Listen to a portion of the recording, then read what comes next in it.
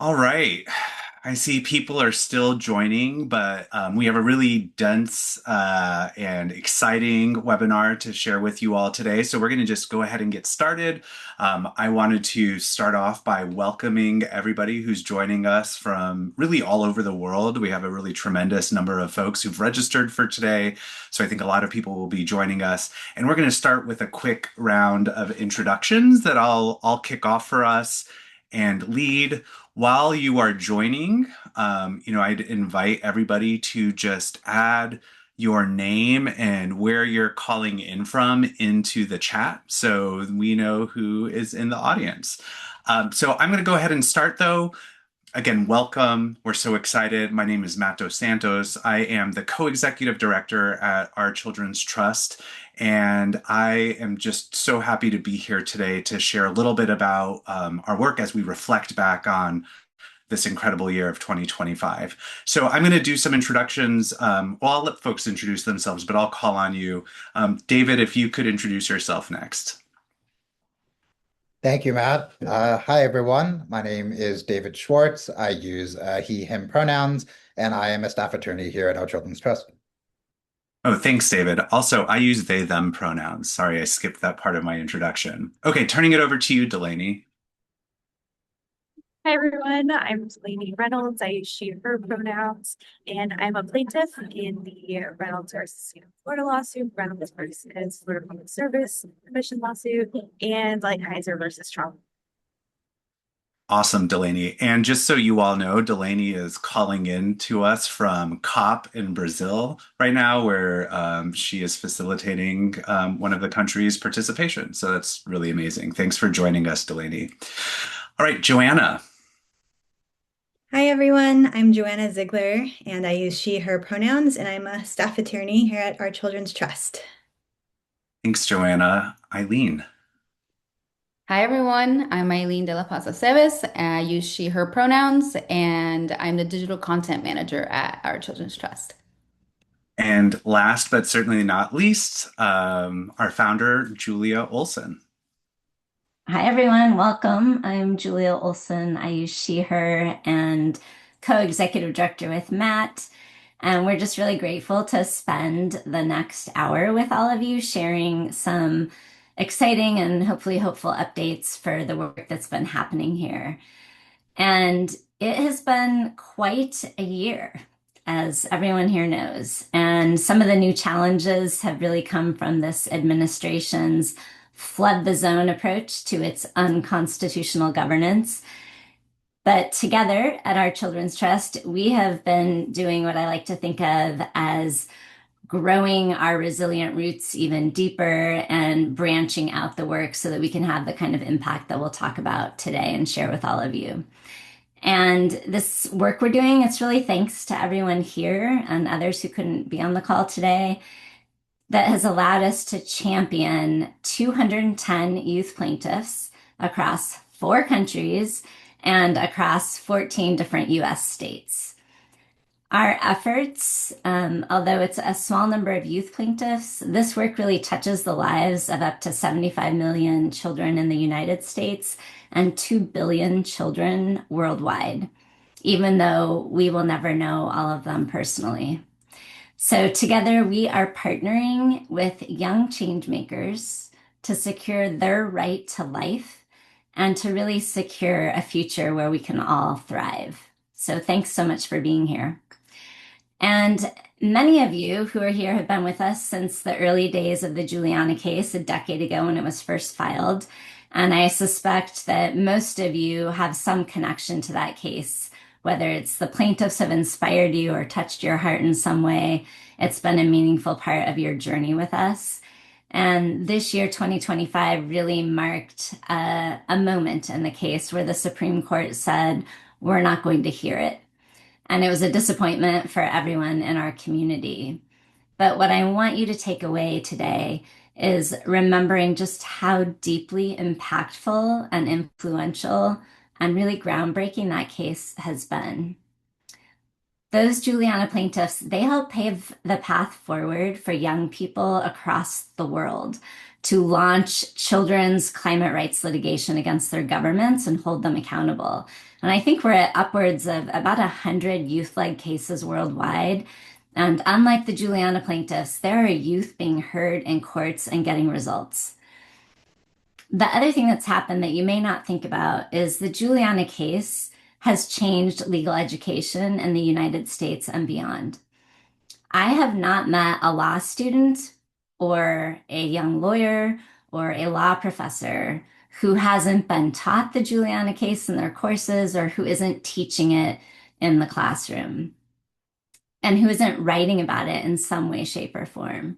So for many aspiring lawyers, Juliana inspired them to go to law school and continues to give them hope for what the law can become and how they can be a part of moving it forward to meet this moment.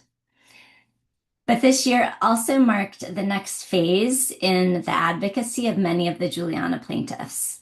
So 15 of them have petitioned the Inter-American Commission on Human Rights, arguing that decades of US energy policy has harmed their fundamental human rights that the Commission is there to protect. And a favorable ruling from the Inter-American Commission would have a persuasive precedential effect across the Americas and really guide governments in North and South America in terms of their obligations on protecting the climate for young people and future generations. So that we're really excited to be working on that over the coming year. And meanwhile, 3 Juliana plaintiffs chose to continue their advocacy in US federal court by joining a new case that we filed this year against the Trump administration. And so you can see in this photo, these are some of the plaintiffs, some of the 22 plaintiffs who filed the case Lighthiser versus Trump.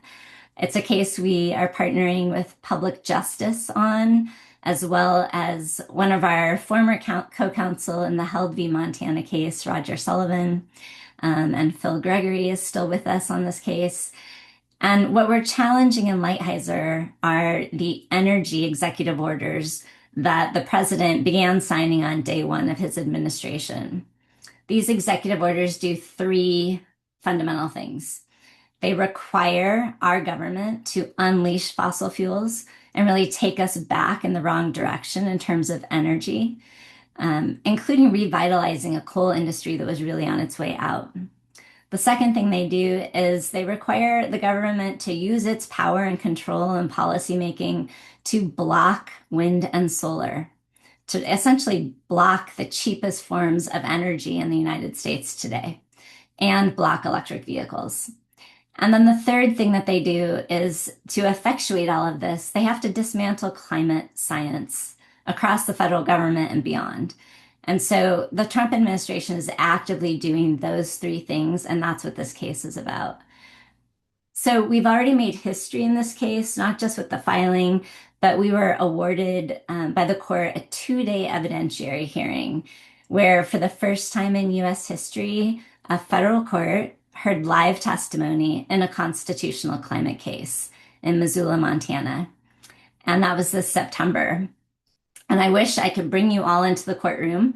Unfortunately, federal courts don't allow cameras in the district courts, which is really unfortunate because the testimony of the 5 young plaintiffs and 6 really leading experts, world-class experts, in that federal courtroom was one of the highlights of my career.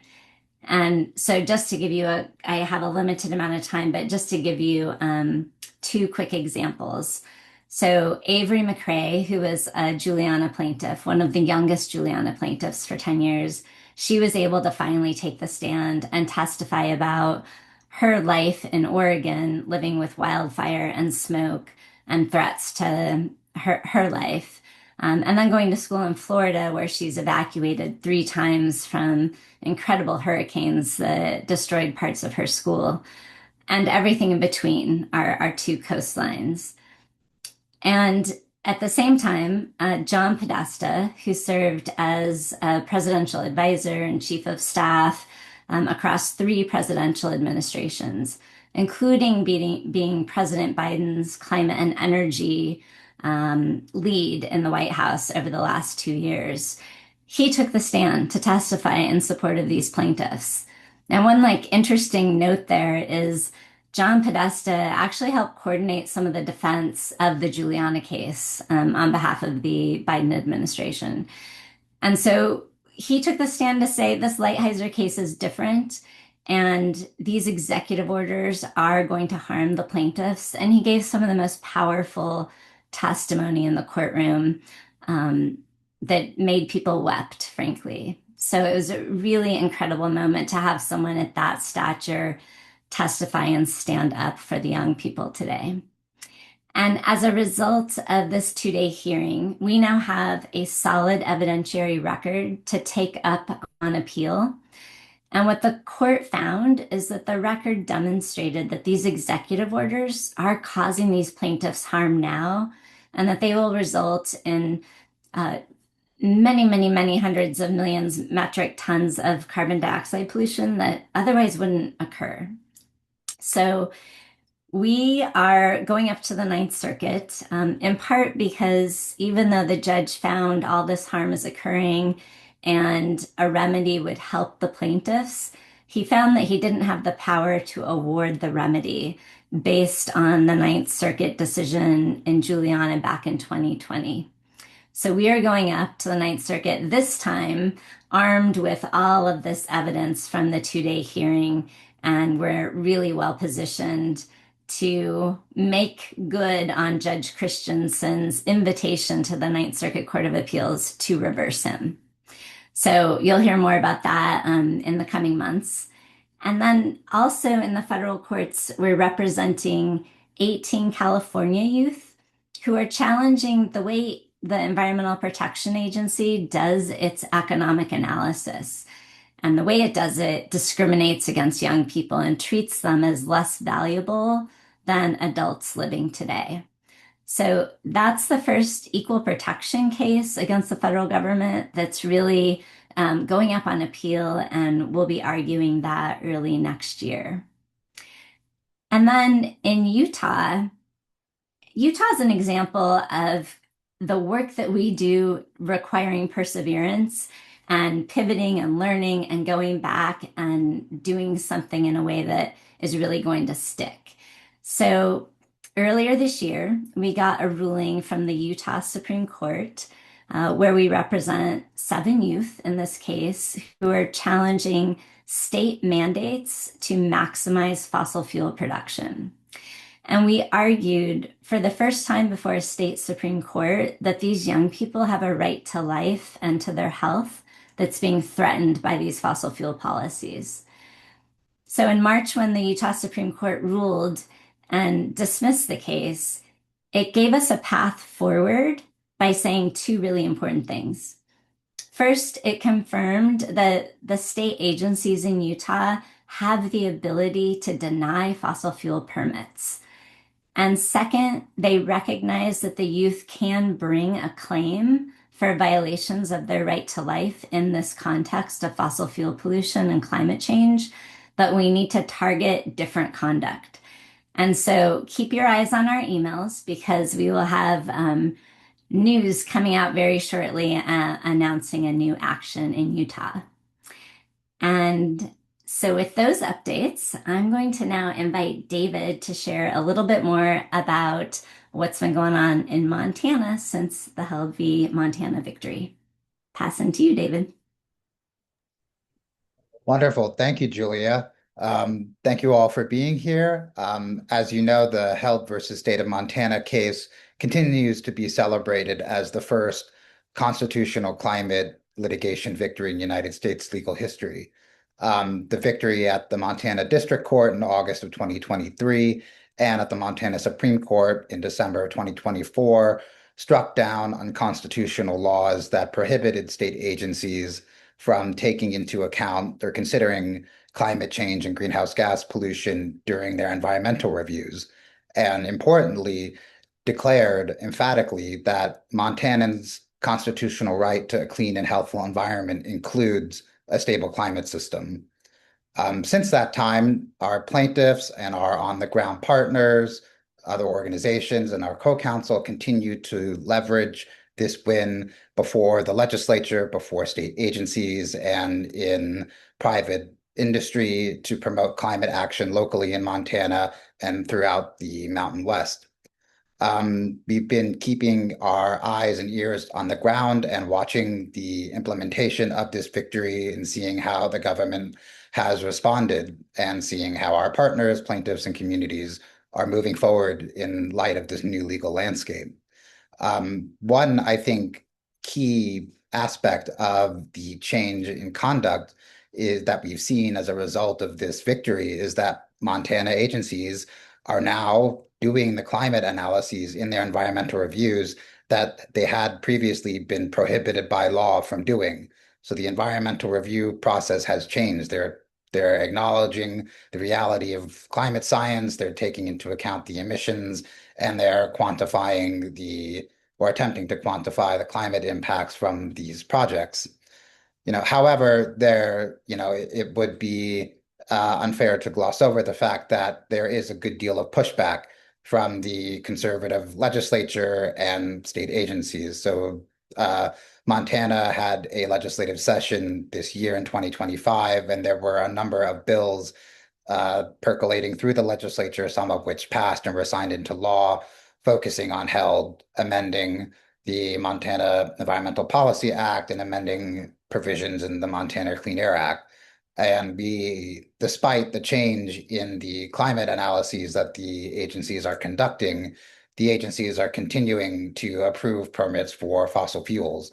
So we have been meticulously keeping our eyes on this and tracking the developments both on the legislative side and on the agency conduct side. And so we are currently, as we speak, working with the HELD plaintiffs to think through and make our next move to enforce their historic win in HELD.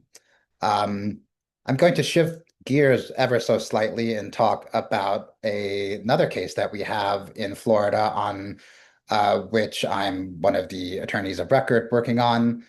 This is our Florida case, Reynolds versus the Florida Public Service Commission, where we represent 6 young people from Miami-Dade County and a constitutional climate change case that focuses on Florida's fossil fuel-dominated electricity sector. So I know you all know Florida is the Sunshine State, but despite that name, they produce a relatively small amount of electricity from solar, about 7%. Meanwhile, 75%, 3/4 of Florida's electricity comes from fossil gas. Florida's electricity sector is, I believe, the second highest greenhouse gas emitting electricity sector in the country, and the greenhouse gas pollution that just the electric utilities produce in Florida is more than many countries' entire economies. So like a country like Colombia, with however many millions of more people than Florida, just to give you a sense of scale. All of these emissions contribute to climate impacts in Miami-Dade County, which is widely recognized as the ground zero of climate change impacts in both Florida and the United States. So these impacts, as you can imagine, are things like extreme heat that make it difficult to be outside for extended periods of time, let alone, exercise or play competitive sports. Sea level rise, extreme storms like the hurricanes we all know, flooding even on non-rainy days from king tides, loss of Florida's coral reefs, and other impacts. And so this case focuses on the Florida Public Service Commission, which is the main regulatory body that oversees electric utilities in Florida. This case focuses on their systematic annual rubber stamping of long-term energy plans produced by Florida's utilities. These are called 10-year site plans. And the case, focuses on these plans and says these plans commit Florida to a fossil fuel energy trajectory. Each year, the utilities map out what they're going to do, and depending on large amounts of fossil gas to produce electricity, and each year the commission says, looks good, and approves these plans, and the utilities carry them out. Julia mentioned earlier, our cases uphold youth right to life, and this is a prime example. This is a right to life case focusing on Article 1, Sections 2 and 9 of the Florida Constitution, and claiming that the climate impacts and the Commission's conduct that causes and contributes to those impacts violate the plaintiff's rights to life, due to impacts to their physical health and safety and harms to their future. We have a very exciting event coming up in that case in just under a month's time. On December 9th, we will be, although virtually, we will have a hearing before Judge Angela Dempsey with the Tallahassee Circuit Court and on the Public Service Commission's motion to dismiss. And I'm very happy to announce that I will be arguing that hearing on behalf of our clients. And so stay tuned for more information from all of us about that hearing. And now I have the distinct pleasure of introducing the lead plaintiff in that case, Delaney Reynolds, for a brief little question and answer session for you all. Hi, Delaney. How are you? Hi, David. Doing well. Thank you. Thanks for having me. Always a pleasure. We're happy to have you here. And so this is not your first rodeo, so to speak. You've been a plaintiff in a prior Florida case. You're a plaintiff in this case against the Public Service Commission and in the Lighthiser versus Trump case. And so my first question is what compelled you to be a plaintiff in these constitutional climate cases? Yeah, good question. So first, I just want to mention, like Matt said earlier, I am in Belém, Brazil at COP30, where I'm working as a legal consultant for the country of Palau. So I apologize if things are a little noisy or not perfect on my end. Please bear with me. But I'm having a great time here, so that's good. So to answer your question, David, I chose to become a plaintiff because I refuse to stand by while elected leaders, especially at the highest levels of our government, are actively destroying the future that my generation and those that come after me will inherit. Growing up in South Florida, you mentioned many of the impacts that we are seeing from climate change, and I have seen that firsthand, and it's devastating. I've watched sea level rise, tidal flooding, swallow streets in Miami Beach and all over Miami-Dade County. I've watched mangroves die back. I've seen coral reefs bleach in the Florida Keys and crumble. And so these are not distant threats. They're happening right now in my very own backyard.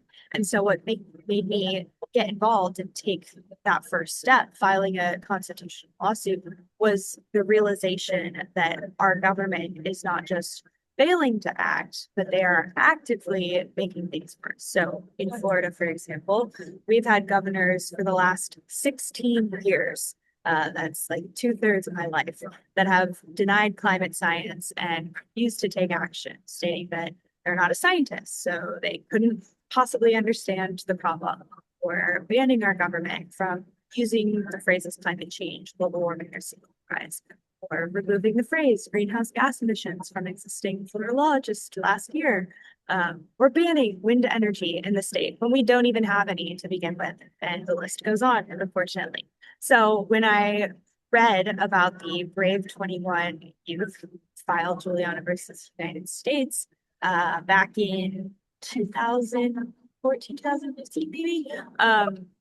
And I read about what those incredible kids were doing. I knew that I had to reach out to our Children's Trust and speak up because I knew that you guys could help me. So these actions are threatening my right to life, liberty, and a livable future. And I believe that the courts have a role in holding our leaders accountable when our executive and our legislative branches of government are failing to act. The hope is that our judicial system will help us out. So being a plaintiff is not something I take lightly. It's emotional, it's exhausting, it's frustrating, but it's necessary, unfortunately. And I'm extremely proud to stand with so many other young people who believe that our voices and our futures matter. Thank you. And we're glad that, our work together gives you, this avenue for this clear, passion and, your efforts on this space. You've been a plaintiff with our Children's Trust for a number of years. How has working with us on these cases influenced your personal and professional life? Yeah, working with our Children's Trust has been life-changing, and I tell all the lawyers this all the time, all the staff members, they all know it, but it's given me a platform and a legal pathway to take the fight for climate justice beyond marches and local education and into the courtroom. And on a personal level, it's given me a very powerful sense of agency. When you're young in the face of something that's so overwhelming, like the climate change crisis, it's really easy to feel powerless. But working with our Children's Trust showed me that I could turn that fear and frustration into action.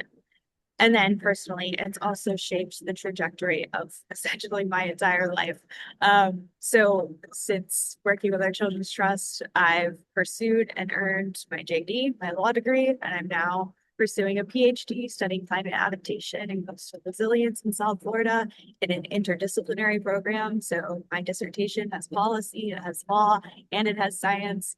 And so my research and my advocacy and my career choices are all very deeply influenced by the idea that law and science must work together if we're going to solve our climate change crisis.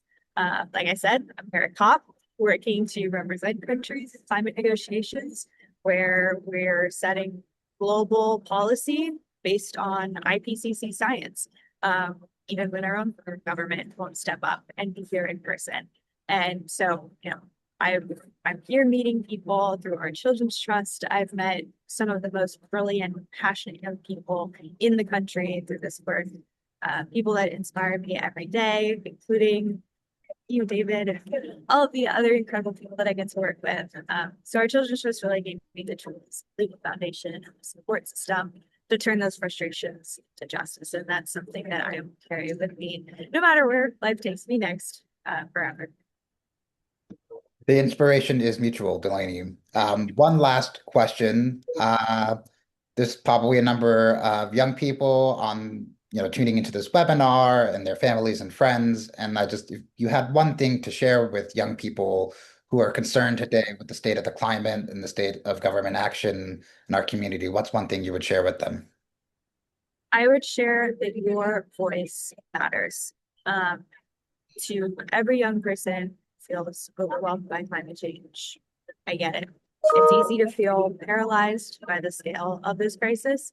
But I promise you, your voice matters. You don't have to be a scientist or a lawyer or a policy expert to make a difference. Literally start by learning, organizing, voting, showing up in your community. That's how I began. That's how I started to get engaged. And then if you're ready to go further, there's organizations like OCT where you can take meaningful legal action and actually hold governments accountable. But the most important thing is to not give up. We are the generations that will decide the future of this planet. So whether it's protecting the Everglades, Florida Keys, Miami Beach, places that I love with all of my heart, or the special places that you grew up cherishing, our work today determines whether those places exist tomorrow. So we may be young, but we are very powerful and we are not alone. So speak up, show up, and do not be afraid to demand the future that we all deserve. Wonderful. Thank you so much, Delaney. And now I will pass it off to my colleague, Joanna, who will speak to you all about some of our other state cases. All right. Thank you, David. That's hard to follow up, Delaney. You're so well spoken, but I will try my best. So I am excited to provide an update on 3 of our cases that I'm working on in the states of Alaska, Wisconsin, and Hawaii. So beginning with Alaska, our case was filed just over a year ago by 8 youth, 4 of which are Alaska Native. And this case couldn't be in the courts at a more critical time. The case challenges a law that requires the state of Alaska to construct the Alaska LNG project, which is one of the largest infrastructure projects ever proposed in the United States.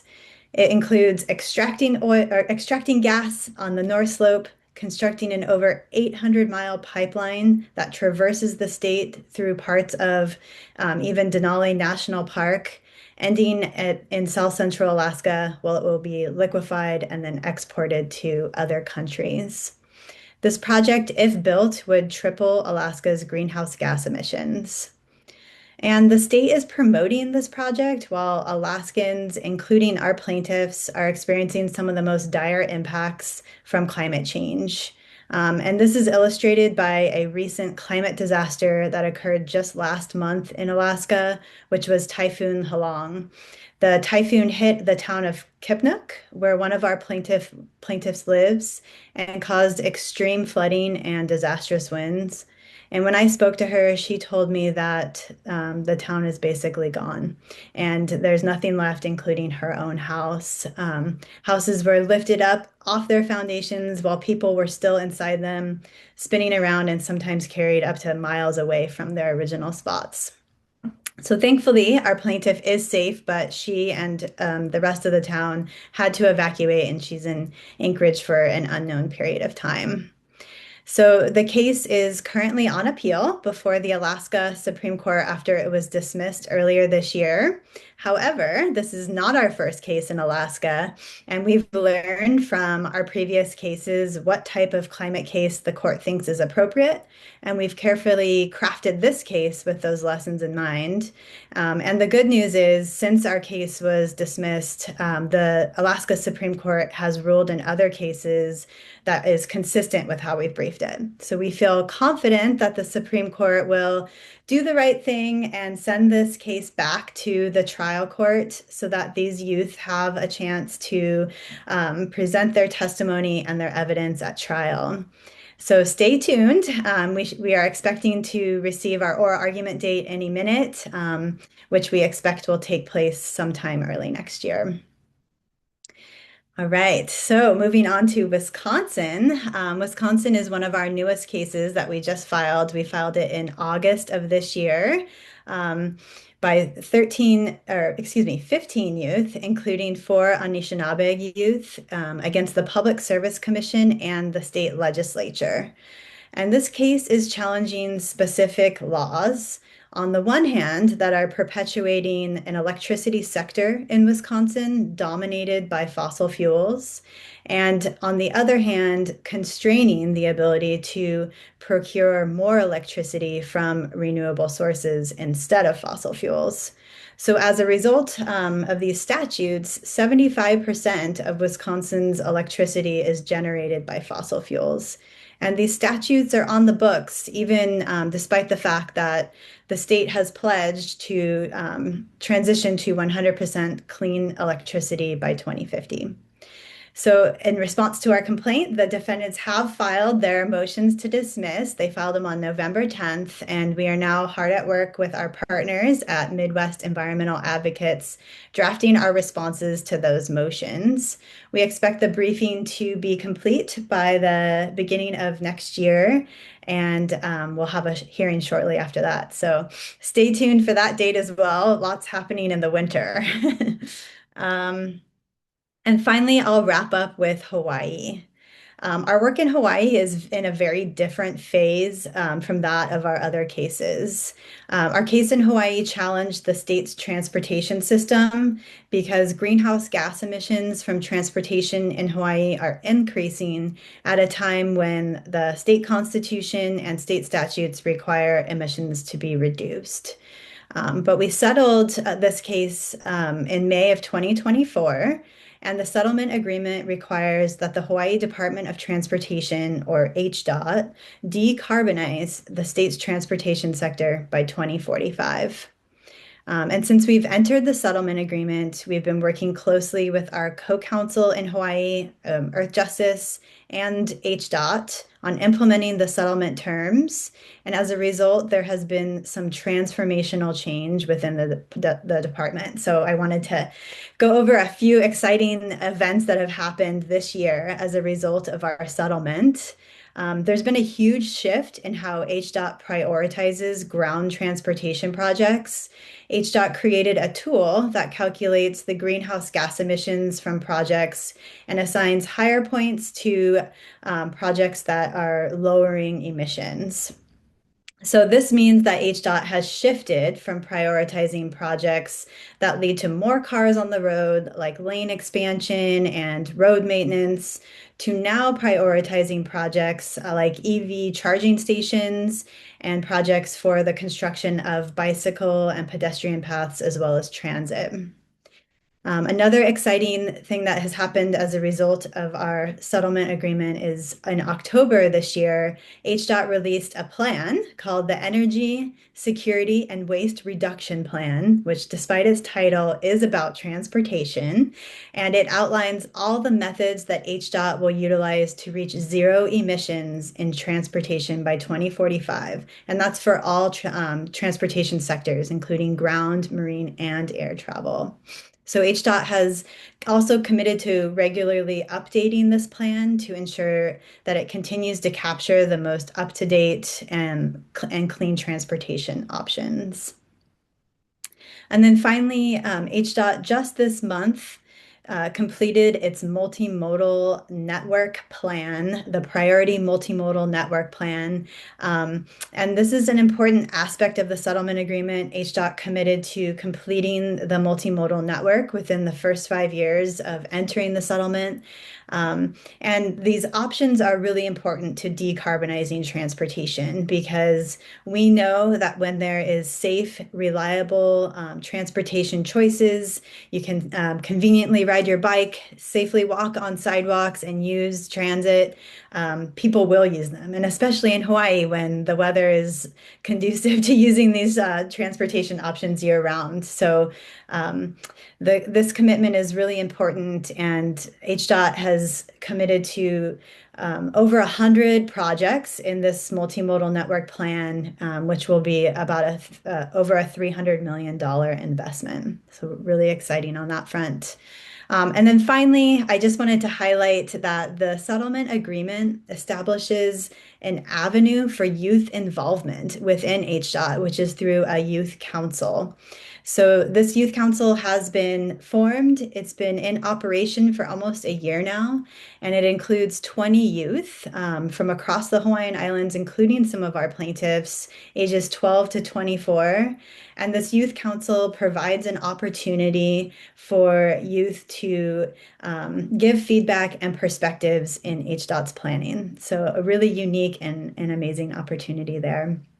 So while I could go on and on about how proud I am about the youth and the accomplishments that have come from this settlement, I'm going to hand it over to Matt to talk a little bit more about some of the community engagement projects that have also been unfolding alongside our settlement implementation work in Hawaii. So thank you all very much, and I'll turn it over to you, Matt.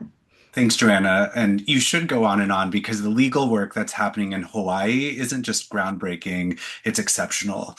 So, in addition to that, we're supporting it by working directly with educators to make sure young people understand not only what the Navahine settlement accomplished, but how the youth themselves helped win this transformative change.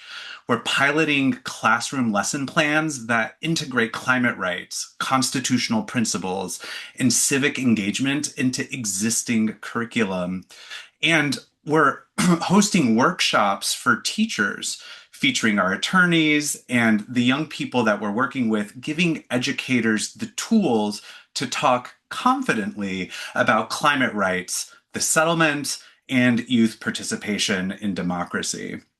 Next year is even more exciting. We're planning to roll out all of these initiatives statewide, building a teacher advisory cohort that we hope will have national implications, and partnering with the Hawaii Department of Education to embed these resources into regular coursework.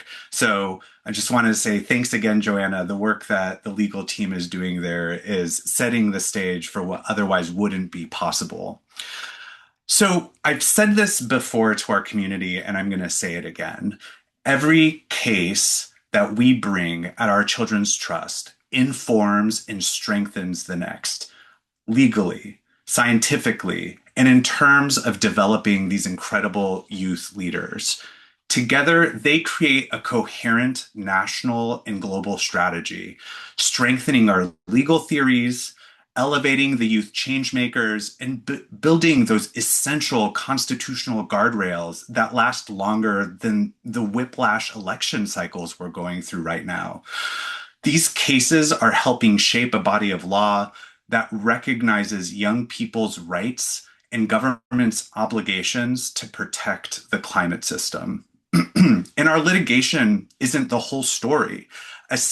Alongside this active litigation, we're supporting efforts to strengthen constitutional protections at the state level, including right here in Oregon, where we're helping advance a constitutional amendment to secure the right to a healthy environment for future generations. That's being done in partnership with a coalition of over 40 organizations statewide. That's OSERA, look them up. These state efforts, they create pressure. They also create momentum and models for other states to follow, and eventually for federal change. And our work doesn't just stop at the US borders. It continues to make impacts around the world. We're counting down to our historic trial in Vancouver, British Columbia, where 15 young people are challenging Canada's promotion and expansion of fossil fuels as a violation of their constitutional rights. Canada is the 9th largest contributor to cumulative fossil emissions globally, despite being a country that just has vast renewable potential. It's also a country that's warming faster than almost anywhere on Earth. That's twice the global average and 3 times the average in the North. Communities in Canada are already experiencing intensifying heat waves and unprecedented smoke-choked wildfire seasons that we're experiencing through them in the United States. Those have been making headlines, and I'm sure you've heard about them. This trial begins on October 26th, and it'll run for 8 weeks. It's going to be one of the most complex climate rights trials ever held. We're preparing by coordinating world-leading climate scientists, constitutional experts, Indigenous knowledge keepers, and youth testimony. This will be, without a doubt, one of the most significant constitutional climate lawsuits anywhere in the world ever. That's in the north. Now I'm going to bring you down south, where we're working in the Amazon. We're working in deep partnerships with Amazon Frontlines and Alianza Sebo to support Indigenous youth in communities resisting US-financed fossil fuel expansion in Ecuador, Colombia, and in Peru. We're helping build legal strategies that protect the Amazon rainforest, one of the planet's largest carbon sinks, we all know that, and simultaneously defending the communities facing the frontline impacts of these climate breakdowns. I can't say a ton right now, and we're going to share more publicly very soon as we get ready to launch a first of its kind report on how climate change is impacting the transmission of Indigenous knowledge from the elder generations to the youngest generations. I'm super excited about this case. It's because our youth rights framework is expanding into one of the most important ecological regions in the world. And of course, none of this work happens alone or in isolation. Every campaign is built in collaboration with local council, community-based organizations, educators, and most importantly, the young people directly affected. And it's amplified by supporters like you, the people who make these courageous youth-led cases possible. And to talk a little bit more about community partnerships, I'm going to turn it over to the amazing Eileen, who will share a bit about her work. Thank you, Matt. And hi, everyone. I am so happy to be here and to share the many ways that our teams work with young people and communities outside the courtroom. So as you all know, our Children's Trust isn't just about litigation. It's about people, it's about relationships and building a movement grounded in community, courage, and youth leadership. And one of the most inspiring parts of this work, and personally my favorite, is how we give our youth plaintiffs a platform to share their stories and inspire others far beyond the court record. So we really help them lift their voices through blog features, social media storytelling, online events, public speaking opportunities, media interviews, all the ways they can speak their truth and help others feel seen, informed, and empowered. Our team works tirelessly along these young leaders, providing training, providing capacity building and strategic messaging, public speaking, and media engagement. So we're not just preparing them for a moment, we are helping them build lifelong skills that will carry their advocacy far into the future. We also center trauma-informed practices into everything that we do. So our youth plaintiffs have the emotional support as well as the resources that they need, not just as litigants, but as young people navigating an incredibly challenging reality. And our commitment to community also goes far beyond the youth that we represent. A key part of our work is deepening relationships with the many communities whose missions overlap with ours. So that's from cross-disciplinary attorneys and global coalitions to pediatricians to health advocates, educators, and so much more. And these partnerships really allow us to build shared reinforcing strategies that strengthen the broader movement for children's climate rights.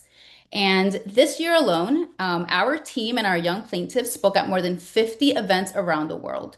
We've advocated in front of professionals across countless fields. And a few moments really stood out this year, and I want to share those with you all. So Lander and Olivia, Montana youth plaintiffs, spoke at Senator Bernie Sanders' Fighting Oligarchy rally in Missoula, Montana. And Kalalapa and Genesis, who are youth plaintiffs from Hawaii and California, they shared their powerful stories on stage at the EMA Impact Summit alongside esteemed celebrities and activists. And our Lighthiser v. Trump youth plaintiffs, they traveled to Washington, D.C. to speak alongside members of Congress, including Senators Merkley, Wyden, Markey, and Representatives Jayapal and Scanlon at a press conference at the Capitol. And this was to introduce the Children's Fundamental Rights to a Life and Stable Climate System resolution. And that resolution is now co-sponsored by 65 members of Congress and endorsed by over 100 organizations. And speaking of organizations, we cannot say thank you enough to the many groups that stand with us and support these courageous youth. These are organizations like Families for a Livable Climate, huge shout out to you, Climate Smart Montana, the Capitol Hill Academy, the DNC Council for the Environment and Climate Crisis, Elders Climate Action, OSERA, and so many more. Your partnership, whether it's online or in person, it really lifts this movement in ways that matter deeply. So another exciting development that's progressing now is our Youth Advisory Council. And so many of our youth plaintiffs express how much they want to stay involved even after their cases. And we've also heard interest from young people beyond our litigation, and we listened. This new coalition will serve as a non-voting subcommittee of our board, and it really brings together youth with diverse backgrounds to really formalize youth feedback, to integrate youth governance into our structure, and to empower young leaders with real decision-making experience and skills. And finally, an incredible opportunity to get involved with our Children's Trust is through our brand new Climate Rights Corps developed by our brilliant government affairs interns. The Corps is an intergenerational collective of passionate volunteers. This includes students, youth, organizational leaders, scientists, teachers, current and former plaintiffs, and interns, all united to amplify the voices of the youth plaintiffs and support their lawsuits, protecting the right to life and a stable climate. So if you're interested in learning more about the current campaign and taking action for children's rights and joining the Corps, just scan the QR code that you see on the screen. And as we look ahead to 2026, we are so excited to continue growing this community. We truly cannot do this work without you. Your voices, your partnership, and your generosity make this movement possible. So thank you so much for being part of our journey. And Matt, I will pass it back to you. Thanks so much, Eileen. Thanks for sharing a bit about all of the incredible work you're doing with our community partners. So I just want to be real with everyone. This is an incredibly hard moment for our nation. Courts are dismissing cases, government actions are threatening children's lives and undermining fundamental rights, all kinds of fundamental rights. But this is exactly when we stay resilient. We stay on the offense and we keep pushing for constitutional precedent that transcends politics. We are drawing on the same civil rights legal tactics that have transformed this country before and can transform it again. So, thinking about what's ahead for us, you've heard a bit about Florida. We have this hearing in Florida on behalf of youth seeking protection from the state's fossil fuel policies. We're also preparing for oral arguments before the Alaska Supreme Court. We're launching 2 new youth-led cases before the end of the year, so stay tuned for that. We have 2 appeals moving forward towards the Ninth Circuit. And of course, we have implementation efforts that are underway in Hawaii, the first of their kind in the United States, all while we gear up for this major federal trial in Canada next year. This is an enormous amount of work, and it's exactly the amount of work that needs to be done. So behind all of this are the incredible young people we have the privilege and the honor to represent, like Delaney, and so many others who are bravely standing up to their governments. It's made possible by world-class experts who donate their time and expertise to build an unshakable factual record. By our steadfast partnerships, our co-counsel, and the organizations who stand with us in every jurisdiction. And by you, this community across the US and around the world. Your support, your amplification, your belief in these young people and our mission is what makes this work possible. Democracy isn't inherited, it's fought for. And we all have to keep fighting for it every single day. So as we move into the end of the year, we ask you to spread the word about our Children's Trust and to consider making a donation to power this work. We can't do it without you. Every share matters. Every conversation you have at a dinner table with your family or your coworkers at lunch, all of that matters. And of course, every dollar matters. Your donations power the legal expertise we provide to our plaintiffs at no cost, the trauma-informed support that helps them heal and grow as leaders, and the strategic communications campaigns that amplify their voices in this critical work. All of it is driving systemic change and protecting children's futures. And so thanks to the generosity of the Dolores Barr Weaver Legacy Fund, we've unlocked a $100,000 match gift through Giving Tuesday on December 2nd. And with this match gift in place, every contribution goes even further. So I just want to say thank you. Thank you to everybody who participated. Thanks for everyone who showed up on a Wednesday afternoon or wherever you are in the world. And thanks for everything you do. We are truly grateful to have you standing right here with us. All right. So I think we have time for maybe a question or two. So I'm going to ask Julia a question, if you don't mind. I'm ready. Julia, so what's one moment from this past year that really reminded you why this work matters? Oh, there are so many, but so the one I'll pick is when we were in the courtroom on the second day of the Lighthiser versus Trump evidentiary hearing, where we were arguing our hearts out to convince the judge to enjoin, meaning stop, the implementation of the president's executive orders. And we come to closing argument.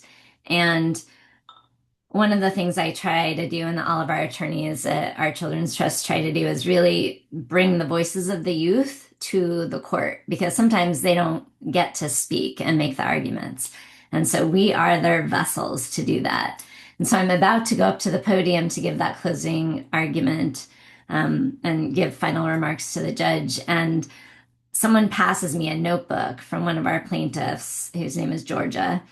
And she had drawn a picture of, it was kind of an image of the Lorax and coal trains. And she wrote on this page that she doesn't get to choose the coal trains that go through her community and essentially her backyard. You know, she doesn't get to choose whether she has to breathe in polluted air. And was contrasting that with the government's argument that, you could get hurt when you're driving a car on the highway. And it was just this really powerful moment of receiving this gift and then reading her words to the judge in closing argument. And I think that really encapsulates what we do at our Children's Trust. We are lifted up by like the youth behind us in that courtroom and passing their wisdom and knowledge and their just really important voices to the people in positions of power. Yeah, I loved that moment. It was so beautiful. And I think it struck everyone in the courtroom, like the John Podesta moment that you shared about earlier. And it's so, like, in some ways, like when you do this work day in and out, like we get to do, you kind of forget how incredibly important those moments are where we're connecting with the young people and actually platforming their voices to hold power accountable. And so it just makes me so incredibly proud to be working on this team, to be working with all of you. And I just want to say thanks. I think we're getting to the end of the hour, so we'll probably wrap this up now.